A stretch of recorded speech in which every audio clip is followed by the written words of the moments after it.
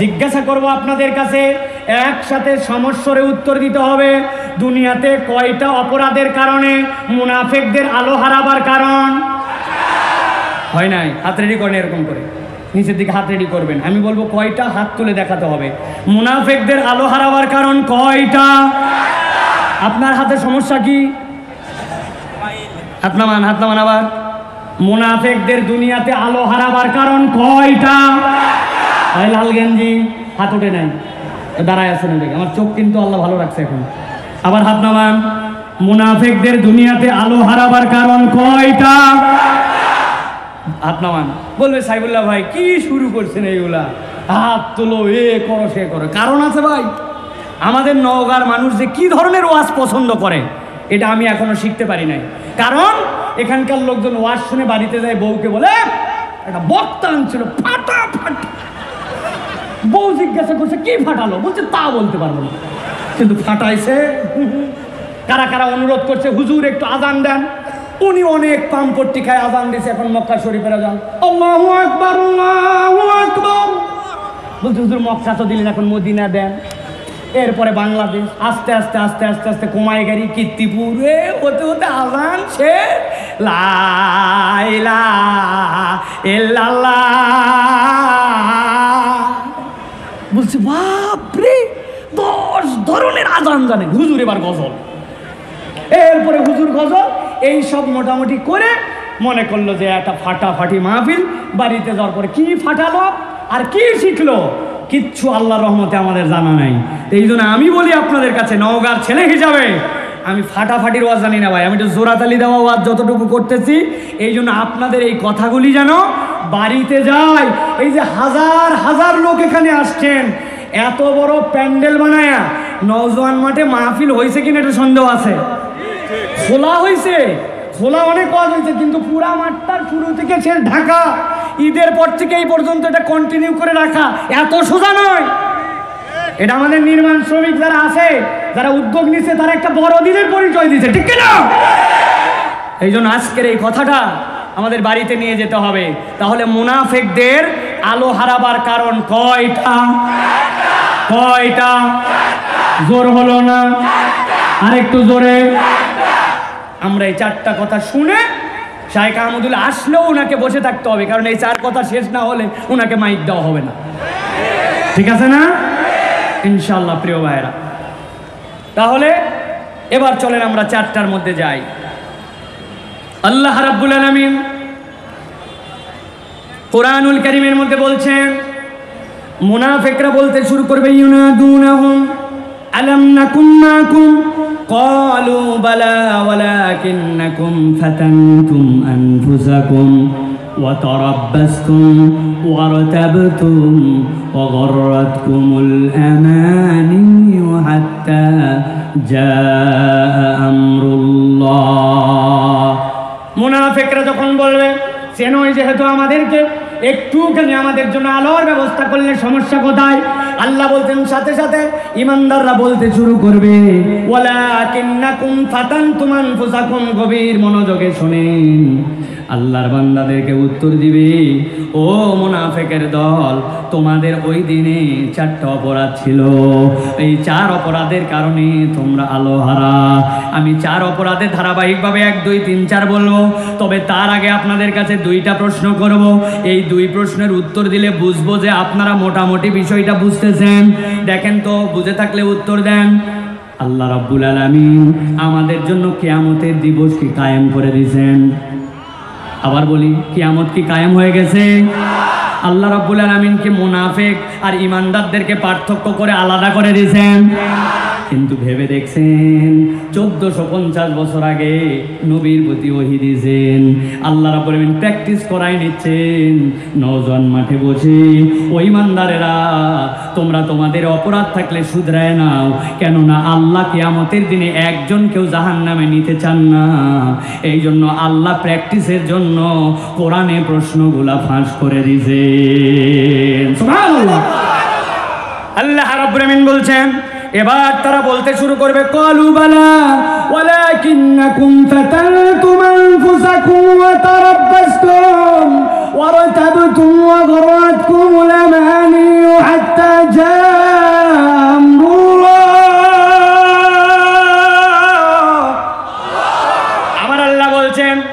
সাথে তারা 1 নম্বর কারণ বলবে। তোমাদের 1 নম্বর কারণ ওয়ালাকিন্নাকুম ফাতানতুম আনফুসাকুম, দুনিয়ার বুকে তোমরা নিজেরা নিজেদেরকে এমন পরীক্ষার মধ্যে ফেলেছিলে যেই পরীক্ষা তোমাদেরকে আল্লাহ দেয় নাই, কিন্তু তোমরা নিজেরাই নিজেদেরকে ওই পরীক্ষায় ফেলে আজকের এই কঠিন ময়দানে তোমরা আলোহারা। বুকে হাত দিয়ে বলেন তো, আমরা আল্লাহর দেওয়া পরীক্ষা ছাড়া নিজেরাই নিজেদেরকে এরকম কোনো পরীক্ষায় ফেলি নাকি? বুঝতে পারি নাই আমরা। একটু মিলাই দেখেন, 2টা বন্ধু একসাথে চলাচল করে, একটা বিড়ি খায় না আর একটা বিড়িখোর। যেই বেটা বিড়ি খায় না ওই বেটা যেই না বিড়িখোর বন্ধু বিড়ি ধরাইছে, বলছে ফাঁকে যায় ধরাবি, বিড়ির গন্ধ আমার সহ্য হয় না, কাশতেছে, কাশির ঠালায় বন্ধুরে বকা দিছে, কিন্তু বন্ধুত্ব বাদ দেয় নাই। 1 দিন 2 দিন 10 দিন যেই না ওই বন্ধুর সাথে থাকতে থাকতে বন্ধুত্ব বাদ না দিয়ে ও আর বিড়ি খায়, ও খালি দেখে, এমনভাবে অভ্যাস হয়ে গেছে যেই বন্ধু প্রথম দিনে কাশত বিড়ির গন্ধে, 10 দিন পরে ওই বন্ধুই যখন সিগারেট ধরাইছে ওর দূর থেকে বলছে তোর পরে কিন্তু প্রথম কলটা আমার। আছে কি না?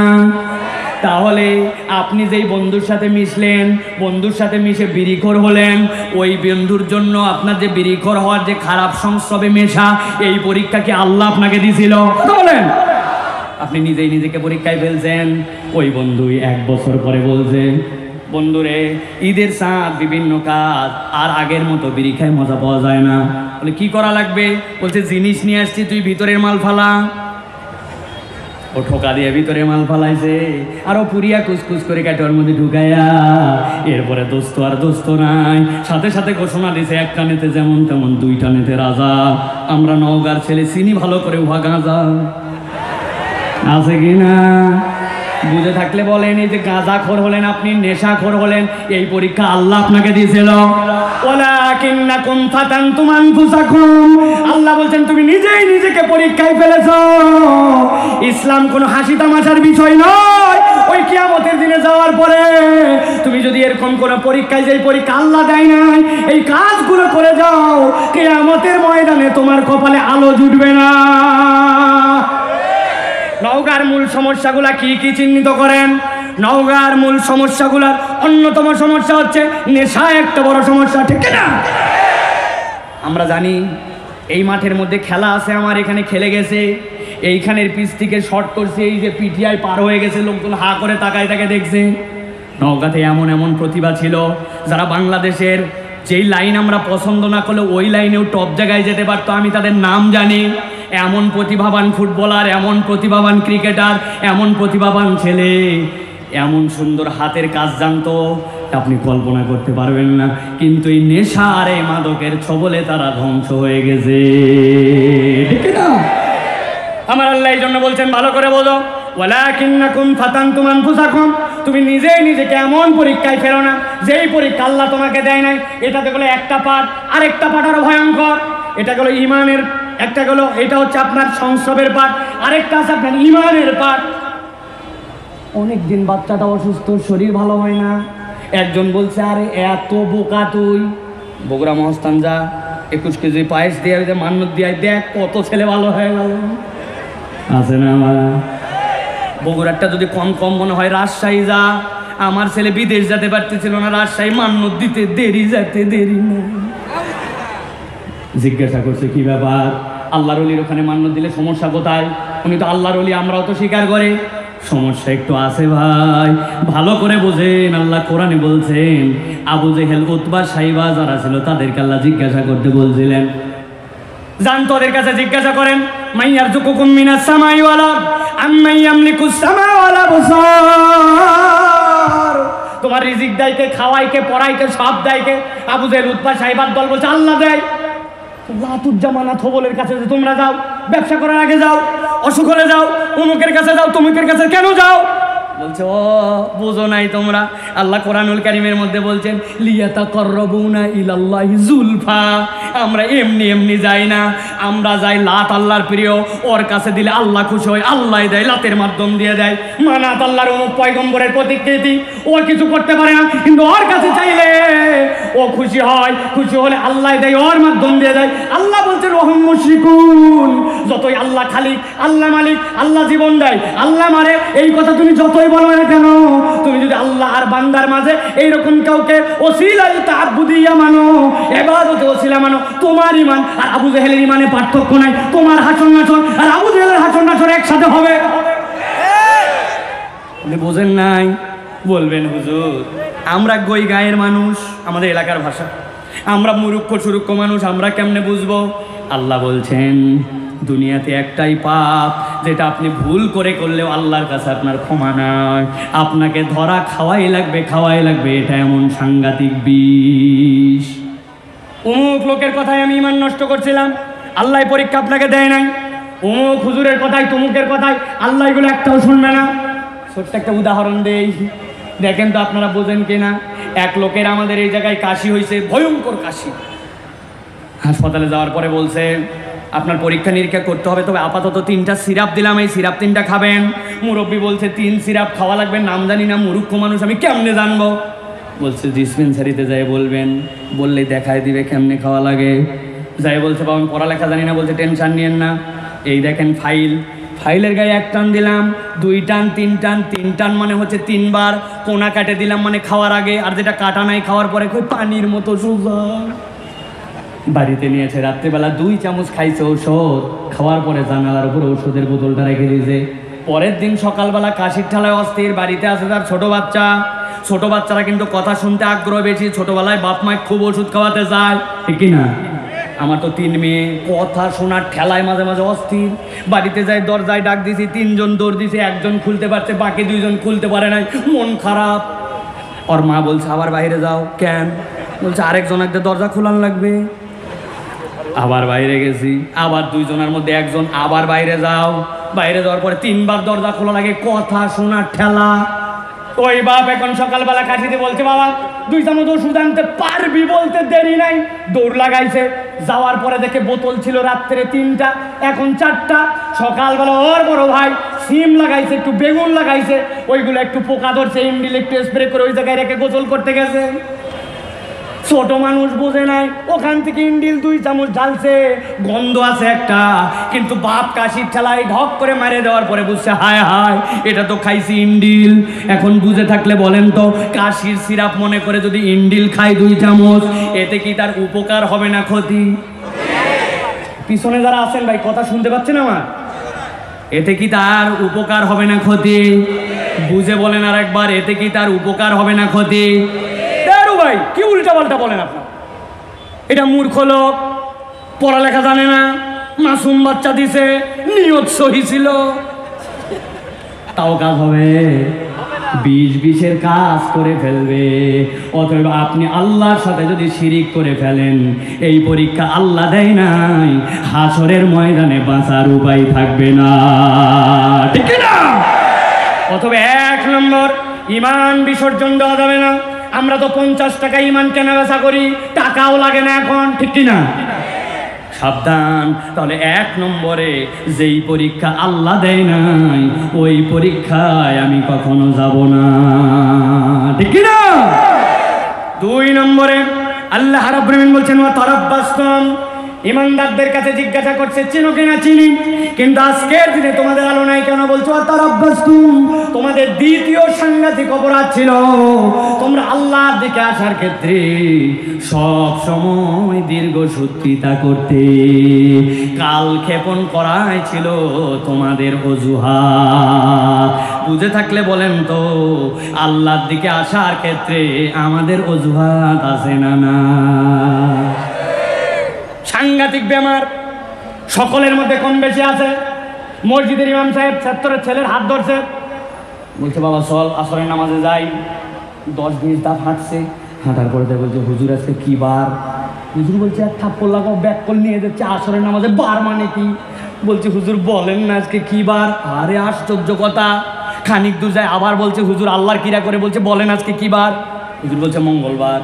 বলছে হুজুর বুধবার, বৃহস্পতিবার, জুম্মার দিন থেকে দেখে বুঝেননি? বুধ, বৃহস্পতি, জুম্মার দিন থেকে নামাজ ধরবে ইনশাল্লাহ বলছে। কিন্তু এখন আসরের নামাজে যাবে না। ইনশাল্লাহকে 3 চিল্লা লাগাইছে, তারপরেও ঠিকঠাক মতো নামাজ ধরে না। এইরকম মুসলমান আমাদের এলাকায় নাই? আছে? আগামী রমজান থেকে দেখে নামাক, খালি একবার হজ করে আসি। কত হাজি দেখছেন, আমাকেও দেখেন। বাবা, উনি হজ করে চেঞ্জ হবে, আগামী রমজান থেকে চেঞ্জ হবে, বিয়ার পরে চেঞ্জ হবে, নানানভাবে আল্লাহর দিকে আসার জন্য অজুহাত খোঁজে। এইরকম মুসলমান আছে কিনা? খবরদার আছে বলবেন না, বলেন আমরা কিসের আছে? এখানে জানেন এরকম কে আছে? মাস ফালামিনাল কাবাইনি জারিফিন নার, আপনার টাকনুর নিচে যা যাবে জাহান্নামে যাবে, জানে না কে? কিন্তু টাকনুর উপরে কাপড় ওঠে না, আছে কিনা? রাগ হচ্ছেন আপনারা? না, উঠাবনি, পরে বাদ দিবনি, আপাতত ভাঁজ করে রাখবনি। কে জানে না এই জায়গায় নবীর মুখে দাঁড়িয়ে ছিল, একজন সাহাবী দাড়ি কাটে না, কিন্তু বছরের পর বছর পার হলো নিজের মুখে দাড়ি উঠে না। এর কোনো কারণ নাই, কিন্তু দাড়ি রাখে না। এরকম মুসলমান আছে কিনা? কথা বলেন, আছে কিনা? কেন বিয়ে করবেন আবার? বলে আমার বউ পছন্দ করেন না দাড়ি। আরে যেই বউ আপনার দাড়ি পছন্দ করে না, 40 দিনের আলটিমেটাম দিয়ে ওকে তালাক দিয়ে বিদায় করে দিবেন। কেননা যদি কেউ বউ ইন্টেনশনালি দাড়ি অপছন্দ করে, ঈমান চলে যাওয়ার সম্ভাবনা আছে। বলেন হুজুর, এত সাবজেক্ট থাকতে এটাতে আপনারা এত জোর দেন কেন? জোর দেওয়ার কারণ আছে, ভালো করে শোনেন। আমাদের হুজুর মারা গেছেন, জানেন তো? মাওলানা আব্দুল মজিদ সাহেব, মানে জানেন তো? সারা জীবন কালো একটা পাগড়ি পরায় নামাজ পড়াইছে, ঠিক কিনা? মাথার মধ্যে লাল রুমাল ছিল, গলার মধ্যে ফুরফুরা কাটিং তার জামা ছিল। হুজুর মরার আগে ওসিয়ত করে গেছে, বাবা জীবনে পাগড়ি ছাড়া নামাজ পড়াই নাই, রুমাল বাদ দেই নাই, জুব্বা ছাড়ি নাই। আমাকে কবর দেওয়ার সময় জুব্বা, রুমাল, পাগড়ি দিয়ে আমাকে কবর দিও। আপনারা দিবেন ভাই? কেন? একটা লোক 50 বছর এই মাটি ঈদের নামাজ পড়ানো, একটু জুব্বা দিয়ে কবর দিলে কি হবে? বলে হুজুর এগুলো আলগা মারেন না। কবরে যাওয়ার সময় কোন পোশাক আল্লাহ নির্ধারণ করে দিয়েছেন, এইটা বলার উদ্দেশ্য। দুনিয়াতে বাহ্যিক আপনি যত সুন্নাত নিয়ে রাখেন না কেন, কবরে যাওয়ার পরে জিজ্ঞাসা করা হবে মান রাব্বুকা ওয়া মা দীনুকা ওয়া মান নাবিয়ুকা, অথবা বলা হবে ওয়া মা হাযার রাজুলুল্লাযী বুইসা ফী কবরি। কবরে তোমাকে যেই লোকটাকে দেখানো হচ্ছে চিনতে পারো কিনা? আপনার সাথে কোনো সুন্নাত নাই, আপনার মুখে দাড়ি, আপনি আপনার নবীকে দেখবেন শুভ্র দাড়িওয়ালা, আর আপনার দাড়ি নাই, কিচ্ছু নাই। আপনি কেমনে আপনার নবীকে চিনবেন? এই জন্য আল্লাহ বলছেন ও তারাব্বাসতুম, আল্লাহর দিকে আসার ক্ষেত্রে কালক্ষেপণ করো না। আল্লাহ আমর করছেন, তুমি নির্দেশ শুনে নাও। কত মহিলা আসছে এই জায়গায় ওয়াজ শোনার জন্য, এই মাঠের মধ্যে আসছে ভিতরে, 60 বছর বয়স, হাত মোজা, পা মোজা, চোখের মধ্যে এরকম টান লাগানো, কিচ্ছু দেখা যায় না। সাথে নিয়ে আসছে একটা 19 বছরের, ওইটা পুরা খোলা, উনি যেন উল্টায় না পড়ে যায়, জন্য হাত ধরে নিয়ে আসছে। এই খালাম্মা, আপনার সাথে এটা আপনার পর্দার বিধান তো হালকা হয়েছে, কিন্তু আপনার মেয়ের পর্দার বিধান তো জরুরি। বলছে বাবা বেশি কথা বলো না বাবা, আমি বিয়ের পরে পর্দা ধরছি, আল্লাহ দিলে বেটি বিয়ের পরে ধরবে। আছে না? আমার কথা নয়, আল্লাহ ইমানদারদের মুখ দিয়ে বলছেন ওয়া তারাব্বাসতুম, তুমি আল্লাহর উপরে পণ্ডিতি করে তুমি আল্লাহর দিকে আসতে নানান অজুহাত খুঁজেছো। এই অজুহাত কালক্ষেপণ করার কারণে কিয়ামতের ময়দানে আলো হারানো লাগতে পারে। তাহলে আজকের ময়দান থেকে সিদ্ধান্ত নিতে হবে, সামি'না ওয়া আতা'না, আমরা শুনবো আর মানবো। আল্লাহর বিধান কোনো অজুহাতে দূরে ঠেলবো না। রাজি আছেন? চলেন তাহলে, আলোচনা দীর্ঘ, সময় সংক্ষেপ। এবার চলেন আমরা 3 নম্বর পয়েন্টের মধ্যে যাই। 1 নম্বরে বলেছে আপনাদের কাছে, তাহলে আল্লাহ রাব্বুল আমিন যে পরীক্ষা দেয় নাই, ওই পরীক্ষায় আমরা পড়বো না। 2 নম্বরে ওয়া তারাব্বাসতুম, আল্লাহ রাব্বুল আমিনের বিধান থেকে কখনো নিজেকে দূরে সরায় রাখবো না। আল্লাহ বলছেন 3 নম্বর বিধানটা সবচেয়ে সাংঘাতিক। আল্লাহ বলছেন ওয়ারাতাবতুম, ইমানদাররা এবার বলবে ও মুনাফিকের দল, আজকে তোমাদের যে আলো নাই, আজকে তোমাদের আলো হারাবার কারণ হচ্ছে তোমরা আল্লাহর বিধানে সন্দেহ করতে। খুব ঠান্ডা মাথায় এই উত্তর, ইমানের উত্তর একসাথে বলতে হবে আপনাদেরকে। আমরা কি আল্লাহ রাব্বুল আলামিনের কোনো বিধানে সন্দেহ করি? সবাই বলে নাই, অনেকে এনার্জি পাচ্ছেন না। আপনারা কি বিরক্ত হচ্ছেন ভাই? আমরা কি আল্লাহ রাব্বুল আলামিনের কোনো বিধানে সন্দেহ করি? আরেকবার লাস্ট চান্স দিব আপনাদেরকে, আমরা কি আল্লাহ রাব্বুল আলামিনের কোনো বিধানে সন্দেহ করি? বলছি না, আর এত জোরে বলাইছিও না, কারণ আছে। কারণ উপরে বলি আল্লাহ রাব্বুল আলামিনের বিধানে সন্দেহ করি না, কিন্তু আমাদের কাজ কাম প্রমাণ করে আমরা প্রমাণ করে দিতে পারবো যে আল্লাহর বিধান আমরা পছন্দ অতটা করি না। নওগাঁতে বিয়ে শাদী হয়, ভাইয়ের বিয়ে, বোনের বিয়ে, চাচার বিয়ে, ভাস্তির বিয়ে, আত্মীয়র বিয়ে, নাতির বিয়ে, নাতনির বিয়ে হয়। ইসলামের বিয়ের বিধান কি চলেন তো? আল্লাহ রাব্বুল আমিন বলছেন ইজাবার কবুল, এইটা ফরজ। 2 নম্বরে ওয়াতুন নিসা সাদুকাতিহিন্না নিহলা, মেয়েদেরকে তোমরা মোহর দিয়ে দাও, এটা ফরজ। 3 নম্বরে আল্লাহর নবী বলছেন আউলিম ওয়ালাউ বিশাতিন, ছেলের বাড়িতে নিয়ে আসার পর একটা অলিমার অনুষ্ঠান করো, এটা আল্লাহ রাব্বুল আমিনের নির্দেশ। অথবা ইসলামের বিয়ের মধ্যে ইজাবার কবুল, ইসলামের বিয়ের মধ্যে আপনার আল্লাহর পক্ষ থেকে দেওয়া দেন মোহর। আর 3 নম্বর ইসলামের বিয়ের মধ্যে ছেলের বাড়িতে একটা অলিমা, এইটাই হচ্ছে ইসলামের মৌলিক বিয়ে, আনন্দ ফুর্তি সব শেষ। কিন্তু আপনার আমার এলাকায় যে বিয়ে হয়, 4 দিন আগের থেকে হলুদ সন্ধ্যা, 3 দিন আগের থেকে মেহেদি সন্ধ্যা, আর 7 দিন আগের থেকে ডেক সন্ধ্যা, ডিস্টি ডিস্টি ডিস্টি ডিস্টি ডিস্টি ডিস্টি ডিস্টি আছে নাকি? ডিস্টি ডিস্টি পার্টির বাড়ির থেকে একজন আসছে মসজিদে নামাজ পড়ার জন্য, ধরছে সবাই হাজি সাহেব আপনার বাড়ির সাউন্ড সিস্টেমের অবস্থা খারাপ, কি লাগাইছেন আপনি? হাজি সাহেব মানুষ বলছে বাবা আর 2টা দিন, জীবনে মানুষের একবারই বিয়ে হয়, তোর বাড়ি তো বাবানো লাগবে নি, মন খারাপ করিস না, আয় নামাজ পড়ে যা। আছে কিনা? এই কথা যদি আপনি বলেন তাহলে আপনি প্রমাণ করলেন আল্লাহ ইসলামের মধ্যে যে বিধান দিয়েছিলেন ওইটুকুর আনন্দ আপনাকে 100% তৃপ্তি দিতে পারে না। আপনাকে নতুন করে কোনো কিছু আনন্দের জন্য খোঁজা লাগে। যখন কেউ এই কাজ প্রত্যক্ষ পরোক্ষভাবে করবে, সে আল্লাহ রাব্বুল আলামিনের বিধানে পূর্ণ বিশ্বাস আনে না। ঠিক না? এরকম মুসলমান আমাদের আছে কিনা? তাহলে প্রিয় ভাইয়েরা, আমরা আল্লাহ রাব্বুল আমিনের কোনো বিধানের মধ্যে সন্দেহ করতে পারি না। সন্দেহের এই সকল বিধান আমরা যদি একের পর এক দেখি, তাহলে আমরা দেখতে পাবো আমাদের জীবনে স্বীকার করি না, কিন্তু আমাদের জীবনে এরকম অনেক কার্যকলাপ আছে। ঠিক না? বসেন না, আপনারা উঠাচড়া করেন কেন? আপনারা বসে, আমার ডিস্টার্ব হয়। স্টেজে কোনো মুভমেন্ট নেই, যাদের দায়িত্ব আছে তারা দায়িত্ব পালন করবে, আর এত লোক কেন?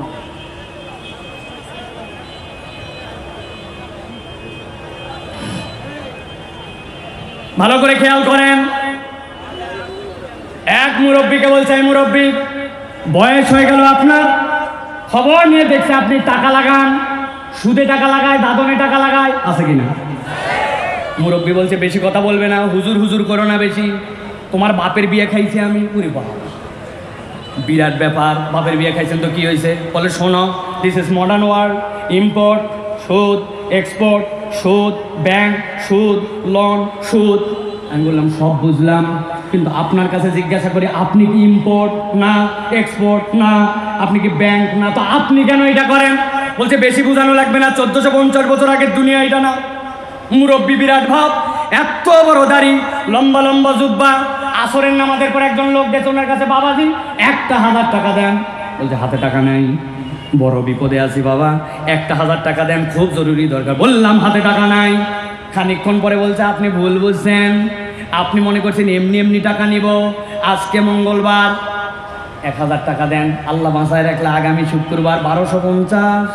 বলছে বেকুব কোথাকার, মানুষের হাতে টাকা থাকে নাকি? ঘরের চল।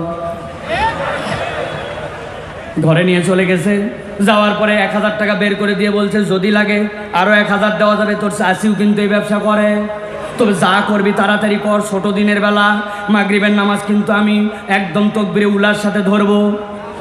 আসরের নামাজ পড়ে আসি, দাদনে টাকা লাগায়া, আবার মাগরিবের নামাজ তকবিরে উলার সাথে পড়তে যায়। দাড়ি টুপিওয়ালা এরকম কতগুলা মুনাফিক মার্কা দাদনে টাকা লাগা সুদখোর আমাদের এলাকাতেও আছে কিনা? আছে। আমার আল্লাহ রাব্বুল আলামিন, লিল্লাহি তাকবীর। কোনো কথা নাই ভাই, কথা নাই তো, বসেন বসেন বসেন বসেন। আপনাদের সকলের মোবাইল আছে? আছে। যাদের মোবাইল থাকবে কত কিছুই তো শেয়ার দেন, পোস্ট দেন। আস্তে করে মাথার উপরে তুলে সামনে একটা ছবি, পিছনে একটা ছবি, মাহফিলে আসছিলাম। ওরা যদি বিভিন্ন জায়গায় কনসার্ট মনসার্ট বাজে কাজ অমুক তুমুকের পোস্ট দিতে পারে, তো আপনার এই মাহফিলের পোস্টও আপনার দেওয়া জরুরি যে আমি একটা ভালো কাজে গেছিলাম, ঠিক কি না? নওগাঁর মানুষ ভালো কাজে আগায় আছে, আলহামদুলিল্লাহ, এটা আমরা দেখাতে চাই। রাজি আছেন ইনশাআল্লাহ?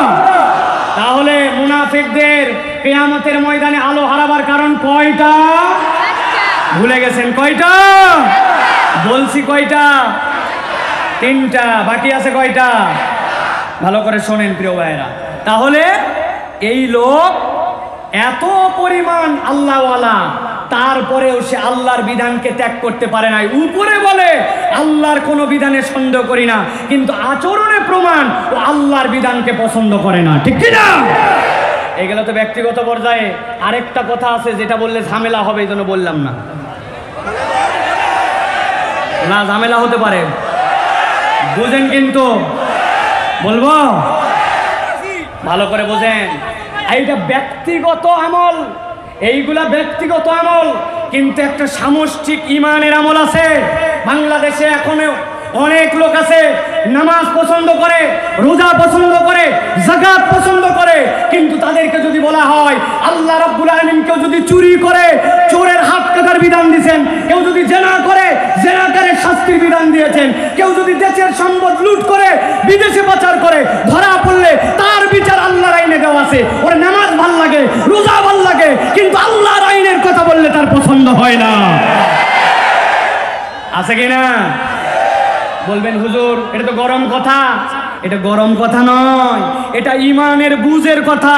এই বুঝ আপনার পরিষ্কার না হলে আপনি ইমান থেকে বের হয়ে যাবেন, ঠিক না? কবে আল্লাহর বিধান কায়েম হবে, কবে ইসলামী অর্থনীতি কায়েম হবে, সেটা আমাদের মৌলিক বিষয় নয়, কিন্তু আপনাকে ইমানে বিশ্বাস করতে হবে আল্লাহর দেওয়া অর্থনীতি, আল্লাহর দেওয়া সমাজনীতি, আল্লাহর দেওয়া রাষ্ট্রনীতি, আল্লাহর দেওয়া মানবিক নীতি, আল্লাহর দেওয়া সামাজিক নীতি, এইটাই চূড়ান্ত শ্রেষ্ঠ। এটা বিশ্বাস করার নাম ইমান, ঠিক না? আপনি কি বলছেন? ইমানের কালেমায় কি বলছেন? আমানতু বিল্লাহি ওয়া মালাইকাতিহি ওয়া কুতুবিহি বলছেন না? বাঁচার উপায় কি? বাঁচার উপায় কি? বাঁচার একটা উপায় আমি বের করছি। যদি আপনারা 20 টাকা করে দেওয়ার নিয়ত করেন তাহলে বলে দেব, বলবেন বাঁচার উপায়। বাঁচার উপায় এখন থেকে আপনারা বলবেন আমানতু বিল্লাহি ওয়া মালাইকাতিহি ওয়া কিছু কিছু কুতুবিহি। কি বলবেন? অথবা বুদ্ধি খাটায় বলবেন আমানতু বিল্লাহি ওয়া মালাইকাতিহি ওয়া যদ্দুর বুঝি তদ্দুর কুতুবিহি। আল্লাহর কাছে আমি আগেই বলে আসছি, আল্লাহ নামাজ, হজ, যাকাত আমার ভালো লাগছে, কিন্তু বাকি সব বিষয় নিতে পারবো না, পর্দা আমার অত ভালো লাগে নাই। যদ্দুর বুঝি তদ্দুর কুতুবিহি। পিটন কি একটাও মাটিতে পড়বে ভাই? ভালো করে। এই জন্য 3 নম্বর বললাম, অনেক কথা আছে এটার, আমার 15টা পয়েন্ট আলাদা আলাদা করে মাথার মধ্যে আছে, এত কথা বলা যাবে না। কিন্তু একটা জিনিস পরিষ্কার রাখবেন, মাথায় ধরুক না ধরুক, আপনার বিবেকে কুলাক না কুলাক, সমাজ বাস্তবতা মানুক না মানুক, আল্লাহর বিধান সর্বশ্রেষ্ঠ, এটার উপর ঈমান আনা এটা আপনার আমার জন্য ফরজ, ঠিক কি না? আল্লাহ রাব্বুল আমিন বলছেন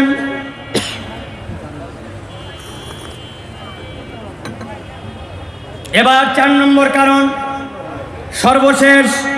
আল্লাহ রাব্বুল আমিন বলছেন যেই না ইমানদাররা ওই মুনাফিকদের সামনে দাঁড়াবে, মুনাফিকরা বলবে ইউনাদুনাহুম আলাম নাকুম মাকুম ক্বালু বালা ওয়ালাকিন্নাকুম ফাতানতুম আনফুসাকুম ওয়া তারাব্বাসতুম ওয়ারতাবতুম ওয়া গররাতকুমুল আমানি হাত্তা জাআ আমরুল্লাহ। সাথে সাথে ইমানদাররা মুনাফিকদেরকে বলবে তোমাদের 4 নম্বর অপরাধ বড় ভয়ঙ্কর অপরাধ। ও গররাতকুমুল আমানি হাত্তা জাআ আমরুল্লাহ। একটা প্রতারক, মহাপ্রতারক শয়তান, সে তোমাদেরকে আল্লাহ রাব্বুল আমিন থেকে ভুলায় রেখেছিল, আল্লাহর বিধান থেকে তোমাদেরকে গাফিল বানায় রাখছিল। আল্লাহর বিধানে কোনো সমস্যা ছিল না, কিন্তু তোমাদের মাথার মধ্যে এমন কিছু ঢুকাই দিয়েছিল, আল্লাহর বিধান পালনের ক্ষেত্রে তোমরা অজুহাত করতে। আল্লাহ বলছেন হাত্তা জাআ আমরুল্লাহ ওয়া গররাকুম বিল্লাহিল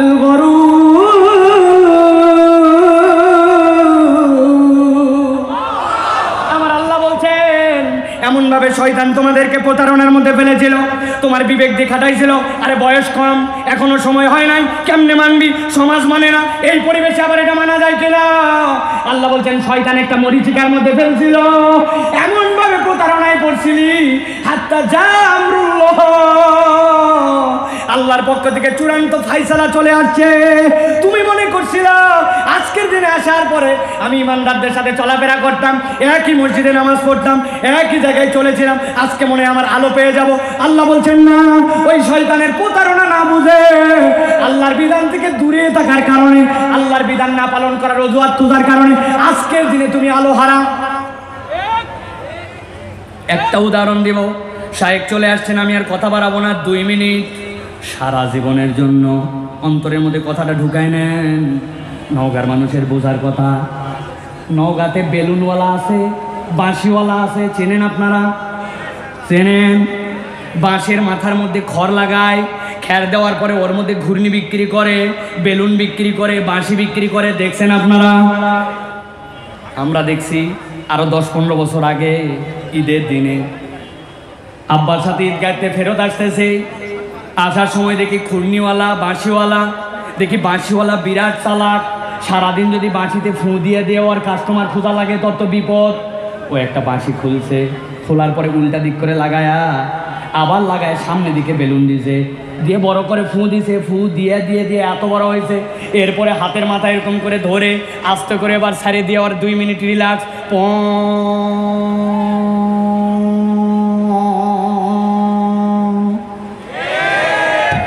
ওই বাঁশিওয়ালার কাছে 2 টাকা দামের একটা চশমা পাওয়া যেত, কাগজের ফ্রেম, সামনে লাল কালার দেওয়া, হলুদ কালার দেওয়া, দেখছেন আপনারা? 2 টাকা দিয়া একটা চশমা কিনে দিছে, দেওয়ার পরে আমি তো মহা খুশি, প্লাস্টিকটা পিছন দিকে টান দিয়ে গাডাল লাগাইছি, লাগাই সামনে যেই না চশমা চোখের সাথে ভিড়ে গেছে, উপর দিকে তাকায় দেখি আসমান লাল, বাড়িতে এসে দেখি আব্বা লাল, আম্মা লাল, ভাত লাল, পোলাও লাল, লবণ লাল, তরকারি লাল। খানিকক্ষণ পরে মনে হয়েছে না আর লালের মজা নেই আমার, আবার 2 টাকাতে একটা চশমা কিন্তু হলুদ, এবার হলুদ চশমা লাগাই, উপরে দেখি তাকায় আসমান লাল, এসে দেখি আব্বা হলুদ, আম্মা হলুদ, ভাত হলুদ, তরকারি হলুদ। আমি ছোটোর থেকে একটু মাথা খাটানো মানুষ, চিন্তা করলাম একই সাথে 2টার মজা নেওয়া যায় কিনা। লালের একটা চোখ খুলে ফেলছিলে, হলুদ লাগাইছি, লাগাই ডান দিকে তাকায় দেখি আব্বা লাল, বামে দেখি আব্বা হলুদ। বুঝে থাকলে বলেন, হাসানোর জন্য বলি নাই, বাস্তব দিয়ে বুঝে থাকলে বলেন, আসলে কি আমার আব্বা লাল, আম্মা হলুদ, আসমান লাল, আপনার ভাত তরকারি এগুলো হলুদ না ভাই, আসমান আসমানের রঙে আছে, আমার আব্বা আম্মার রঙে আছেন, কিন্তু আমার চোখের কালার পরিবর্তন হওয়ার কারণে আমি এইটা দেখতে পাই। আল্লাহর বিধানের জায়গায় ঠিকই আছে, শয়তান আপনার আমার অন্তরকে এমন পরিবর্তন করাইছে, চোখকে এমন পরিবর্তন করাইছে, আল্লাহর বিধানে এই জন্য আমাদের চোখ আর অন্তর সমস্যা খুঁজে পায়। আসলে সমস্যা আল্লাহর বিধানে নয়, আপনার আমার চোখ আর অন্তরে। আমার আল্লাহ রাব্বুল আলামিন এই জন্য বলছেন, ওয়াগররাকুমুল আমানিউ হাত্তা জাআ আমরুল্লাহ ওয়াগররাকুম বিল্লাহিল গরুর। এই দুনিয়ার মানুষ এমন একজন প্রতারক তোমার পিছে লেগে আছে, আজকের মাহফিলে তোমার মধ্যে ঈমানের জজবা এসে গেছে, ভালো লাগছে তোমার কাছে, কিন্তু আজকে যাওয়ার পরে ফজরের আগে তোমাকে ধোঁকা দিতে পারে, তোমার ও শরীরের মধ্যে অন্যরকম ফিলিংস আনতে পারে। অতএব তুমি যদি পরিবর্তন নিজের মধ্যে আনতে চাও, আল্লাহ বলছেন এই পরিবর্তন কেবলমাত্র ওয়াজ শুনে গেলাম আর চলে গেলাম, হই হই করে মজা নিয়ে গেলাম হবে না। ওই যে প্রথমে আপনাদের কাছে বলছিলাম, জীবন যদি পরিবর্তন করতে চান, বাল নাকযিফু বিল হাক্কি আলাল বাতিল ফায়াদমাগুহু ফাইদা হুয়া দাহিক ওয়া লাকুমুল ওয়াইলু মিম্মা তাসিফুন। চেতনার একটা পরিবর্তন আনতে হবে, যেইটা কোরআনের রঙে নিজের চেতনাকে পরিবর্তন করবে, ঠিক না? অতএব আজকের এই বিশাল মাহফিল থেকে আমরা শপথ নিয়ে যাব যে আমরা কোরআনের রঙে নিজেদের জীবন রাঙাতে চাই। হাত তোলেন, হাত তোলেন। রাগাতে চাই। লিল্লাহে তাকবীর, লিল্লাহে তাকবীর। আল্লাহ কবুল করবেন, আল্লাহুম্মা আমিন। পুরো আলোচনা সামারি করি। কোরআনের মাহফিলে লাভ আছে না নাই? কি লাভ? আমাদের চেতনা, আমাদের আদর্শ, আমাদের নৈতিকতায় কোরআন পরিবর্তন করায়, ঠিক কি না? কিয়ামতের দিনে 4টা দৃশ্যের মধ্যে মুনাফিকরা যে আলো হারিয়ে ফেলবে, এর অপরাধ থাকবে 4টা। এই 4 অপরাধ আমাদের জীবনে অবস্থান রাখা, এই 4 অপরাধের সাথে নিজেকে সম্পৃক্ত করা যাবে। আল্লাহ আমাদেরকে বোঝার তৌফিক দান করুন, আল্লাহুম্মা আমিন।